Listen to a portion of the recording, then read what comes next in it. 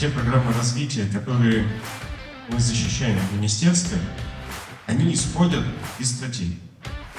Но стратегия — это не аксиома. Жизнь меняется, и вносить в нее изменения можно и нужно. Я бы хотел, чтобы в этой аудитории мы посмотрели в первую очередь на теми результатами, которые у нас есть на сегодня. Поздравить сами себя.